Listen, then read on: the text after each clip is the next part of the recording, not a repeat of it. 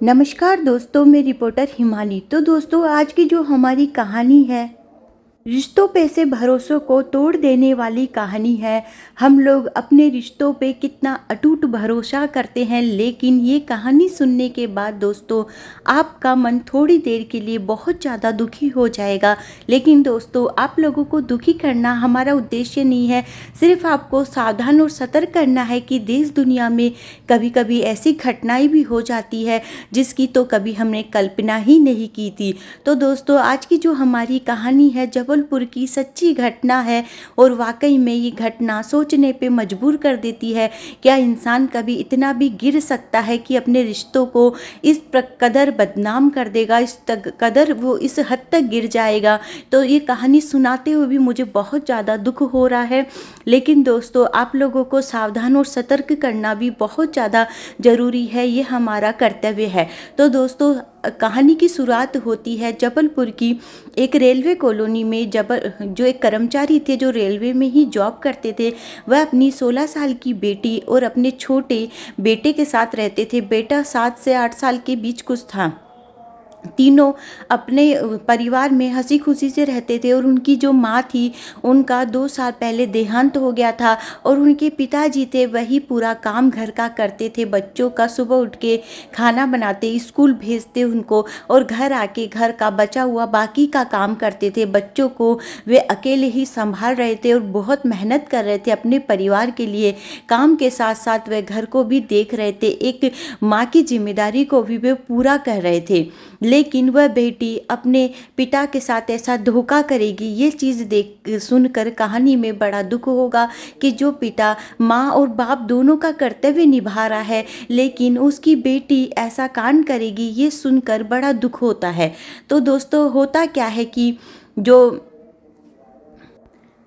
एक दिन उस जो उनकी बेटी होती है उसका एक वॉइस मैसेज, उसकी चचेरी जो बेटी है, मतलब उसकी फ्रेंड भी होती है, चचेरी बेटी भी होती है, उसके पास जाता है वॉइस मैसेज कि नाम बदल दिया गया है। दोस्तों, ओरिजिनल नाम नहीं बताया गया है। उसका एक बॉयफ्रेंड होता है जिसका नाम राज होता है। वह बोलती है कि राज ने जो मेरे पिताजी और ना मेरे जो मतलब मेरा जो भाई है उसे इस दुनिया से पहुंचा दिया है ऊपर, मतलब हटा दिया, उनकी जीवन लीला समाप्त कर दी है।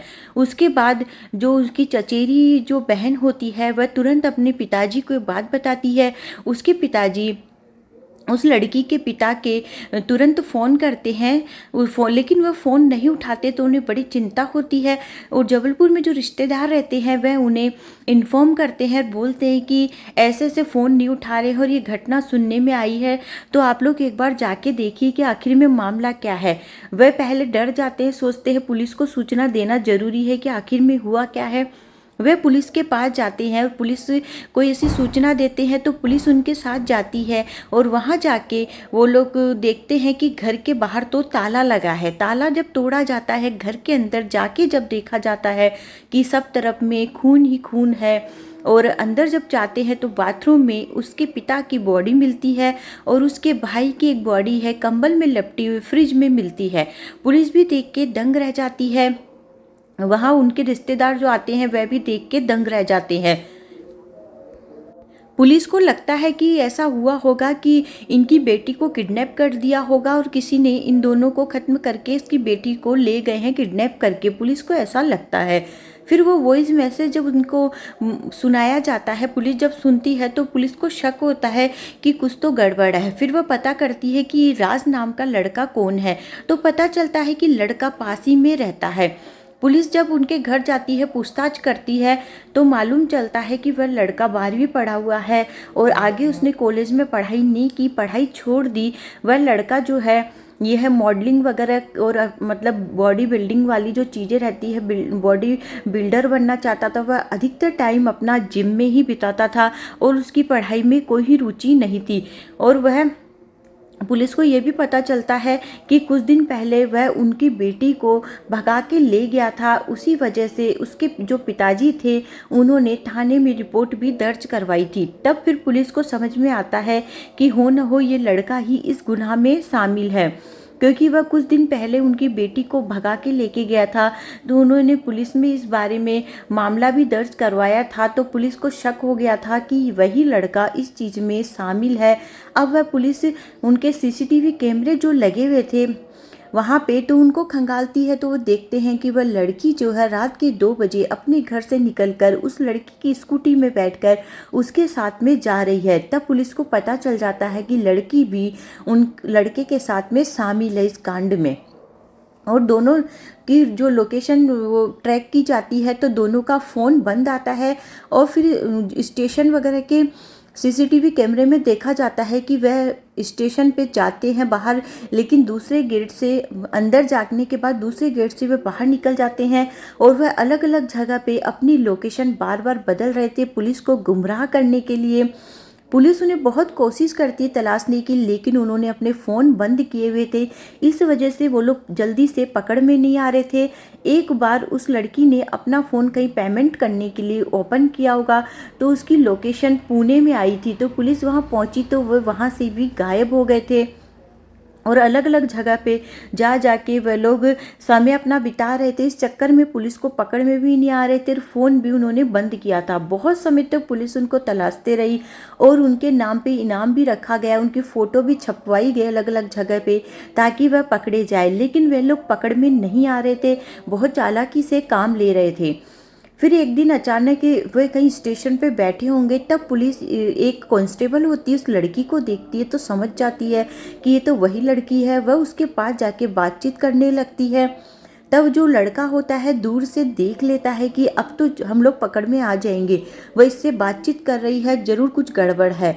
तो वो लड़का जो है होता है भाग जाता है, लेकिन वह कांस्टेबल उसे गिरफ्तार कर ले जाती है और थाने ले जाती है। पुलिस को भी इन्फॉर्म कर दिया जाता है, जबलपुर की पुलिस को भी। तो वह भी वहां पहुंचती है। लड़की से जब पूछताछ की जाती है तो लड़की पूरे बात उगल देती है, बोल देती है कि मैं जो थी इस लड़के से बहुत प्यार करती थी और एक बार हम दोनों भाग भी गए थे, लेकिन मेरे पापा हमको वापस घर लेके आ गए थे। और जो उसका फ्रेंड था वो लड़का राज नाम का, उसे पुलिस ने 7-8 दिन तक अरेस्ट भी करके रखा था।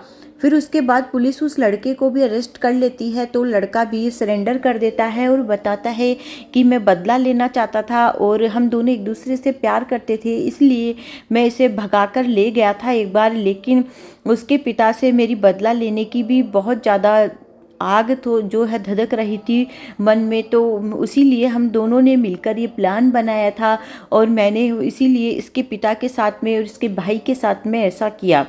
मतलब उस लड़की का दिल कैसे मान गया, ये सोचकर बड़ा आश्चर्य होता है। उसका छोटा भाई कितना मासूम बच्चा है, उसने अपने भाई के साथ में ऐसा कैसे होने दिया। उसको अपने भाई की भी दया नहीं आई क्या? क्योंकि भाई बहनों में तो कितना प्रेम होता है। मतलब कैसे वो एक लड़के के चक्कर में इतनी ज़्यादा भटक गई थी अपनी राह से, मतलब उसके पीछे इतनी पागल हो गई थी। कैसे वह मतलब कि कोई लड़की किसी लड़के पीछे इतनी पागल हो सकती है कि वह उसे अपने भाई और पापा भी नहीं दिखे, कि जो पापा माँ और पिता दोनों का फर्ज निभा रहे थे। बेचारे उसके पापा सुबह उठकर खाना बनाते थे, ऑफिस जाते थे, अपनी बच्ची के लिए कितना त्याग कर रहे थे अपने बच्चों के लिए, लेकिन उसका कलेजा कैसे मान गया, उसका दिल और कैसे पसीजा नहीं अपने पिता के प्रति इतना गलत कदम उठाते हुए। उसको जरा सी भी अपने पिता की दया नहीं आई कि जो पिता हमारे लिए इतना कुछ कर रहे हैं उसके साथ मैं कैसे कर सकती हूँ। उसके पिता कुछ दिन पहले ही जब वो भाग गए थे, इसीलिए पिपरिया जो उनका मेन गांव था वहाँ शिफ्ट होने का प्लान बना रहे थे, लेकिन उससे पहले ही इन दोनों ने ये कांड कर डाला। नहीं तो अगर अब ये पिपरिया चल जाएगी तो हम दोनों का मिलना ख़त्म हो जाएगा। और लड़की भी सोच रही थी कि हम लोग पिपरिया शिफ्ट हो जाएंगे तो मैं इससे कैसे मिलूंगी, इसलिए इन दोनों ने मिलकर इस घटना को अंजाम दिया, जो वाकई में दिल दहला देने वाली घटना है और मानवता को शर्मसार कर देने वाली घटना है।